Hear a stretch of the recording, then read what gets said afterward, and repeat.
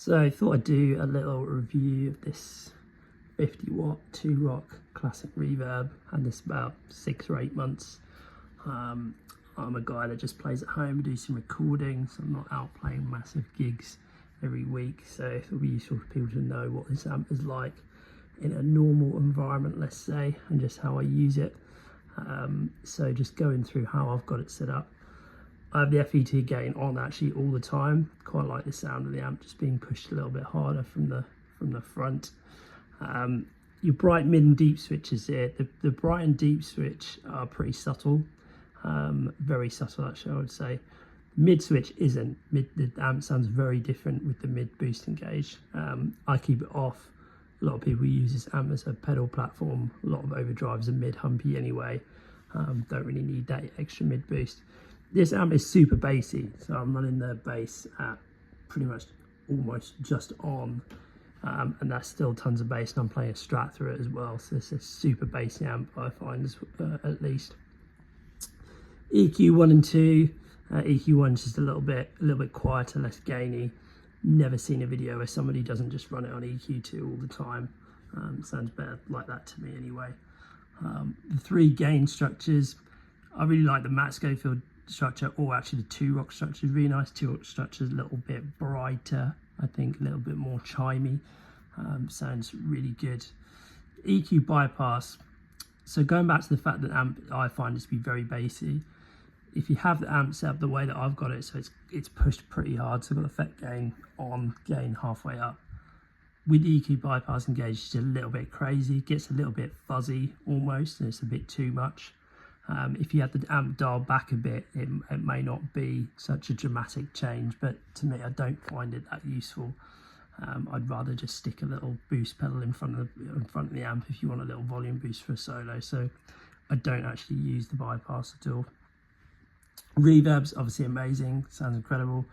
The contour switch is probably a lot more useful than the bright switch. If you've got a brighter guitar, you can just dial the top end in and out.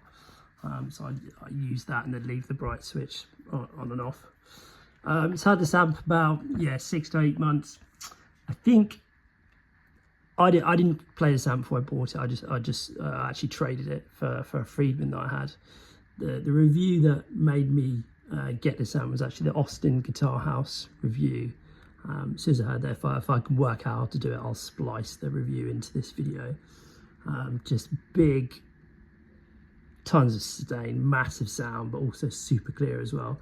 I can't get as much gain as he's got in that video out of this amp. Don't know whether it's set up slightly differently, don't know whether somebody's changed some of the tubes before I bought it, whatever. I can't quite get that level of gain out of this amp that he does in that review.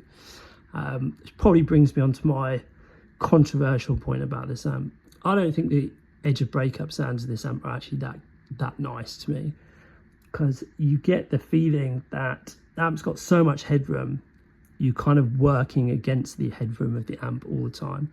It will get gainy, and you can push it. You kind of get the feeling that the amp doesn't really want to give it to you. So it's maybe like a feel thing more than the way it sounds necessarily, but you can feel the big headroom of the amp all the time. And if you come from like a traditional 2-channel amp where you've got an overdrive channel and it can get kind of saggy and compressed if you turn it up, it's very different. I think when you first play an amp like this, it can feel pretty stiff. So if you're not used to it, can be quite jarring. However, if you can turn the master up, the amp doesn't sound the way it really wants to unless you can get the master up to kind of 10, 11. So when I'm using it at home, most of the time I'm using it to record. So I've got it going through the aux box. I've got the master at 12.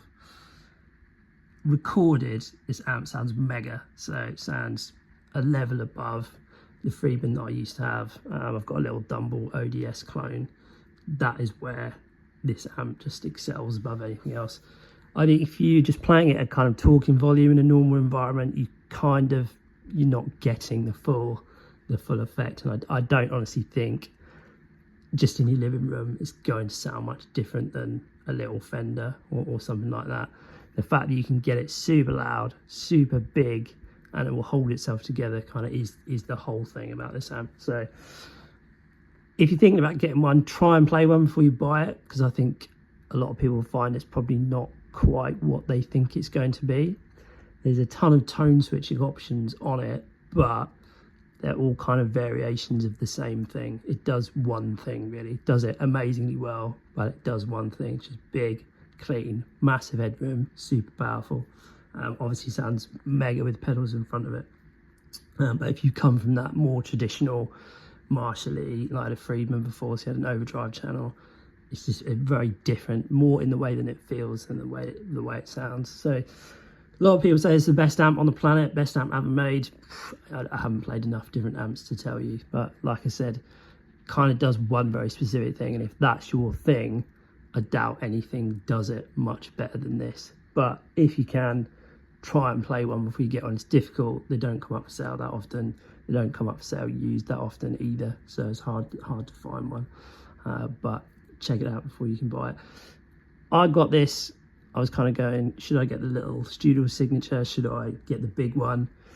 I got the big one because I thought I'd miss out on the additional features. This got like the FET gain and the EQ bypass and all of that.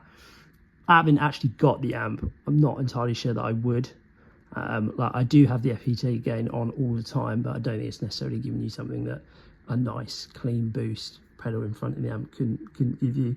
And like I said, I never used the EQ bypass anyway. The other foot switch on the pedal is a reverb defeat, which again I don't use anyway. So looking back on it, I probably would have been happy with the studio signature, but I think if I'd have got the studio signature original, I probably would have thought I was missing out on something on the big one.